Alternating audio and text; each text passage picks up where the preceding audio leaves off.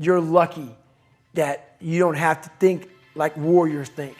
You're very privileged. I chose this world to be a warrior. And I would choose it again if I came back to this world. But the mentality of a warrior is very different than the normal mentality. You must be that person on that door, get ready to open it, thinking to yourself, if I die, so be it. The only way you can go in that door is knowing there's a great chance you're gonna die. Like being a SEAL, you train with live ammo. You jump out of an airplane, everything you do, you could die. So to be a warrior, why people don't understand me, I'm glad you don't understand me. Merry Christmas, good on you. Because being a warrior takes a whole different mindset. A whole different mindset to know that there's a great chance I may not be in the military. Like I was in for 21 years. I'm lucky. I'm very lucky that I'm alive, able to talk to you, able to still run. But when you sign up on that dotted line to be like a SEAL, your mentality changes. I may not live. You gotta accept that. And that's the mentality you have. And that's what makes you a warrior. If you're scared to die, you're a bad warrior. And so what do you use to push through? Is that a Goggins moment? Is that finding the darkness? I'm going through hell, I'll become the devil if I have to? Like what is that moment? What are you pulling up inside? I'm pulling up a lot of the dark side of me, but I'm also looking at the guys to my left and to my right, realizing that we're here together, man. And I have to be strong for them, and they gotta be stronger for me. A lot of people, either you like me or you don't, even in the SEAL teams, but when you get to that door or you get on that mission, you get on top, all that shit's out the door, man. You know, you do it honestly. I mean, people say all the time these movies and shit, you really out there fighting for that guy beside you, and you can't be a coward. Because you know what, and this is how I look at everything I do now in life, and this sums it up.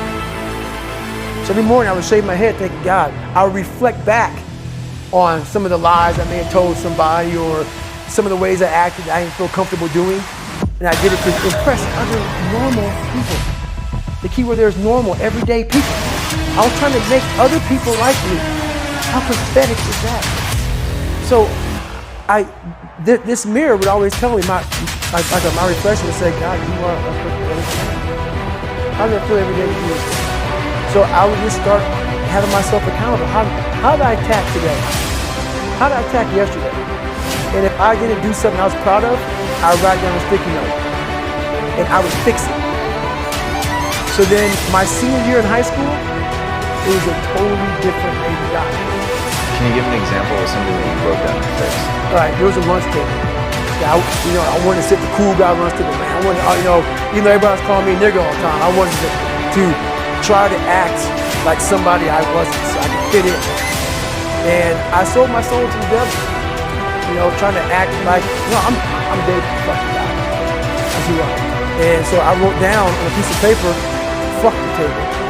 Sit by your fucking self. And that's what I did, and guess what happened? My table became a table people started sitting at. Because a whole bunch of people in that lunchroom felt exactly like I did. I had a laundry list of things that I write down in this fix. So I write it down and fix it. Were there things that you look to for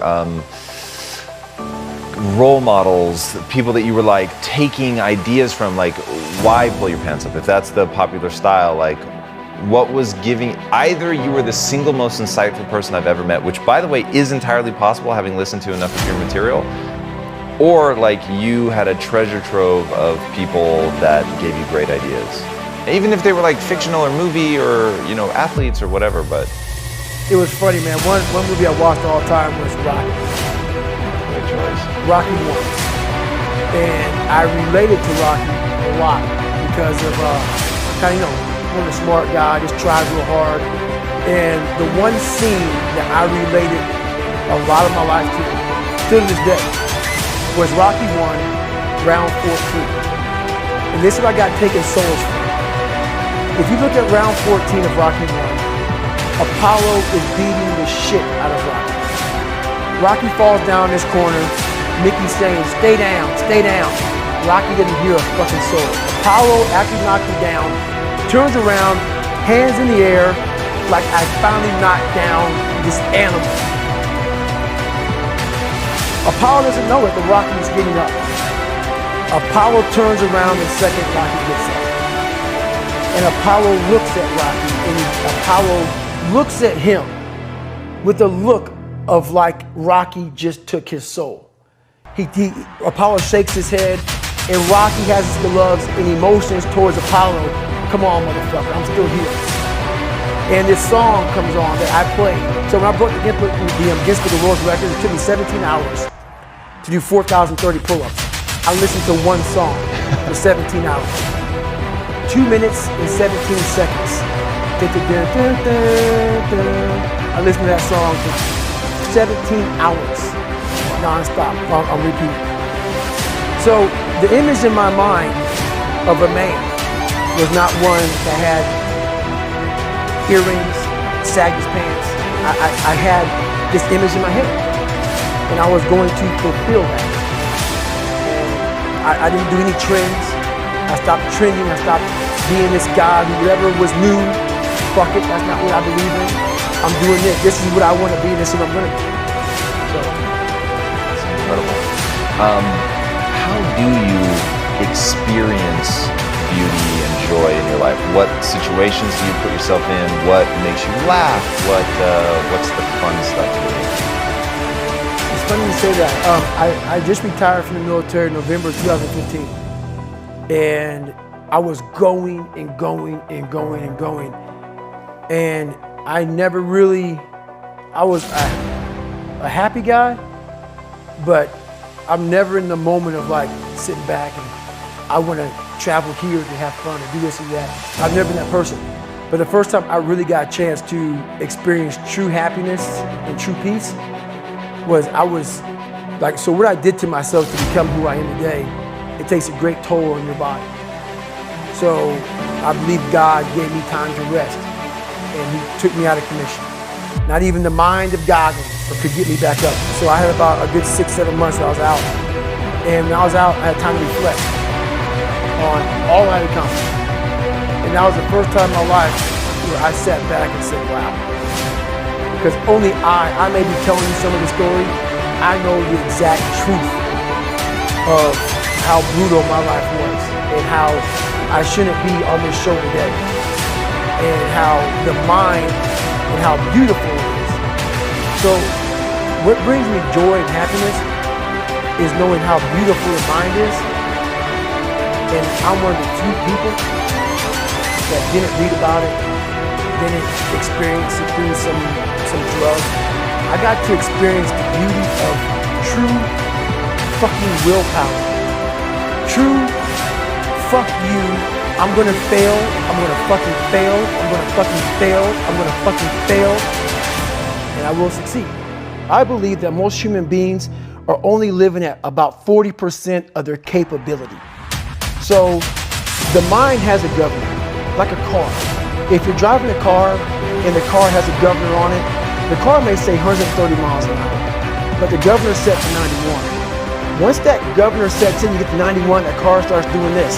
The car wants to go. The car wants to go, but that fucking factory said, we're not going past 91. We have a factory, a nice governor in our brain, and it's a survival mechanism. It protects us from pain and suffering. The second we feel that shit, our mind says, no, this isn't fun. We should back off. We should sit down, find something more comfortable. And there's something about the mind. The mind has a tactical advantage over you at all times. At all times of your life, the mind has a tactical advantage over you. Why is that? It knows what you're afraid of. It knows your insecurities. It knows your deep, dark lies. And it starts to push you away from that shit. It pushes you in a direction that is comfortable. The mind controls everything. So what I realized was that when I was growing up and I was 300 pounds and I got all fat and I got all insecure, I realized that my mind kept taking me in this direction. When things got uncomfortable for me, when I was facing my insecurities, I was facing my fears, my mind said, oh no, we have a tactical advantage. We need to get you, separate you from this feeling. This feeling of your life is all about feelings. We want the happy feeling. We don't want that feeling of this sucks. Why am I here? and you don't have any, so you can't answer those questions, so you leave. I started realizing that if in that moment you can answer those fucked up questions, and you are now in charge of your brain versus your brain ruling you, that's where all that stuff comes from. So the 40% rule is all of that. You get to 40%, your brain says, we're done. Let's roll, man. This is going to get painful. This is uncomfortable. So you sit down. You have to figure out ways, and everybody's different. That's how the book kind of talks about, like we all have these things about, 5 steps to this and 4 steps to this. It's a lot more than that. That's all bullshit. It's a practice that you have, it's a habit. So if you know that at 40% I'm feeling pain. At 40% I'm feeling pain. That's where the 40% rule kicks in. Now it starts. Okay, I'm feeling pain. My mind's saying all this shit to me. It's saying get out of here, run, flee. The fight or flight kicks in. Okay, we're done. We're not good enough. It starts telling you all these things. You start to believe it because the mind controls all. This is the time where you have to gain control back in your mind. It's okay. Let me see if I can go 45%. And once you start giving yourself more and more hope and start realizing, okay, the mind starts to be, okay, what are you doing? We're supposed to be going right and you're going left. You start then controlling your mind. Start finding more in yourself. And then it goes from 40% to a lot further than that. But that's the start of it though. Get to the spot where your mind is saying stop. Wherever that is, you gotta get there first. And then that's when that shit starts to work for you. You gotta control yourself in that moment.